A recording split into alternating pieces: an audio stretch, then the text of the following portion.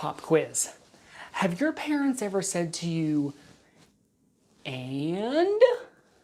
Like, for instance, you were telling them how you didn't really need to clean your room because it was already basically perfect. It was just the way you liked it.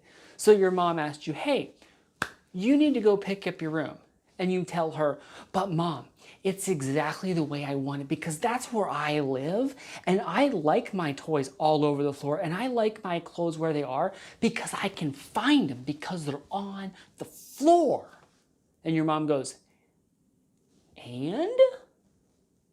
In other words, your mom is saying, that matters because... See, you gave her a reason for not cleaning your room because you said, well, that's the way I like it. But it's really not up to you, is it? Your mom is the one in charge. It's her house. So you telling her, well, that's not the way I like it, doesn't really matter. So she says, and? In other words, so what? Here's the thing. This week, in a small way, has been about that. Has been about, and? Because there has been some very, very sad news in these last couple days, where one man treated another man in a very, very wrong and sad way. But Jesus has something to say about that. But he doesn't just tell us what he thinks. In fact, John tells us how he acted in a situation a little bit like what has happened this past week. Let me show you, okay? So I'm going to turn to John chapter 4. And in John chapter 4, we have Jesus who's taking a journey. And he has to go through Samaria. Now, when I say Samaria too, none of you think, oh no, Samaria, what's he gonna do? Oh no. But you have to understand something. In Jesus' day, if you had to go through Samaria, you just wouldn't go through Samaria, you would find another way. Because Jesus was a Jew, and the Jewish people did not like the Samaritans. And it's not just a little bit. It was like not just a little bit of not like, it was a lot of not like. Let me tell you a couple things that went on between these two, between the Jews and the Samaritans, just to give you a little bit of an idea. So,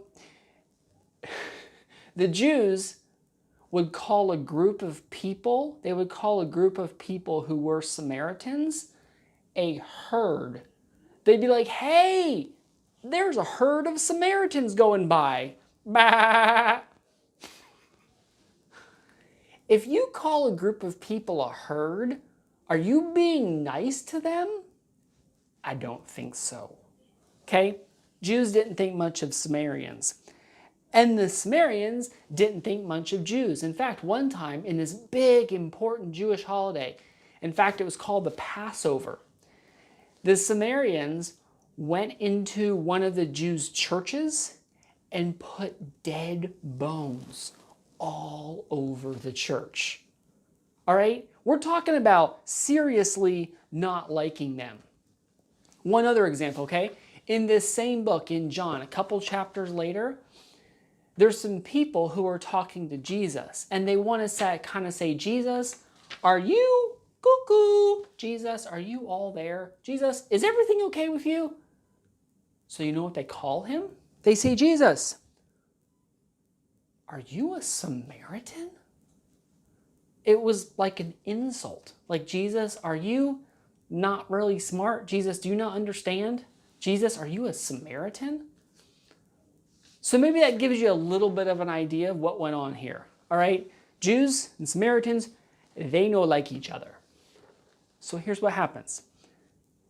Jesus was traveling and he came to a town of Samaria and he sat down by a well in the middle of the day. It's hot outside. Jesus is tired from traveling. Remember, he did not drive his Toyota Camry. He did not drive a car or a truck. He walked, maybe rode a donkey. All right, we're talking about the really, really old days. So he sat by a well. And then, John chapter 4, verse 7, a woman from Samaria came to draw water. Uh-oh. So we have Jesus, the Jew, sitting on a well, and a woman from Samaria comes to draw water. What's he going to do? Jesus doesn't say anything about her being from Samaria. He doesn't say, hey, excuse me, I was here first. Jesus says, can I please have a drink? And the woman is like, hold on, Jesus. Sir, you're a Jew and you're asking me for a drink. I'm a woman from Samaria. The woman has to remind Jesus, I don't know if you can tell, but I'm from Samaria. Of course Jesus could tell. The Samaritans looked different. They acted different. They even worshiped different. They didn't even worship the true God. Jesus knew exactly who she was. And Jesus starts the conversation not with, you don't really look like me. You're a little bit different, aren't you? Hey, what are you at this well for? Can't you see that I'm here? Hey, you know we don't talk to each other. Excuse me, you need to go to another well because I'm sitting here. I'm Jesus, after all. He didn't do any of that. Jesus starts the conversation with, hey, can I get a drink from you? I've been traveling all day and I'm really thirsty. That is amazing. And it takes the woman to bring up the fact that, hey, Jesus, you don't remember that we don't like each other, right? And Jesus still, he doesn't say, oh yeah, you know what, you're right, we don't like each other. You know what, I should have never talked to you, I'm sorry. He doesn't do any of that. In fact, he goes on to describe this wonderful gift that he can give her. Why does he do this? Because Jesus is showing the woman at the well, the woman of Samaria, and he's showing us that it doesn't matter what you look like, where you come from, how you were born, how you were raised, or even what you believe. Jesus tells her, I have a gift for you. And he's not talking about a gift like a present at Christmas that you unwrap. He's talking about becoming a Christian, about going to heaven when you die. He wants to give her the best gift that can ever be given. And it's from a woman he shouldn't even be like. He shouldn't even like her. He shouldn't even want to talk to her. Why does Jesus do this?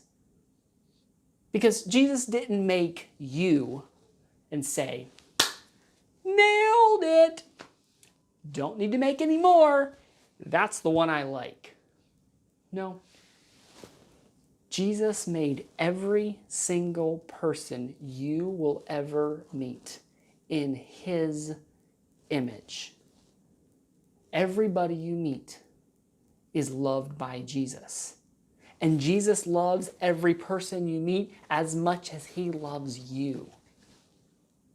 So no matter what somebody wears, no matter how somebody acts, no matter what somebody looks like or where they come from, you should treat them with respect and you should treat them with love.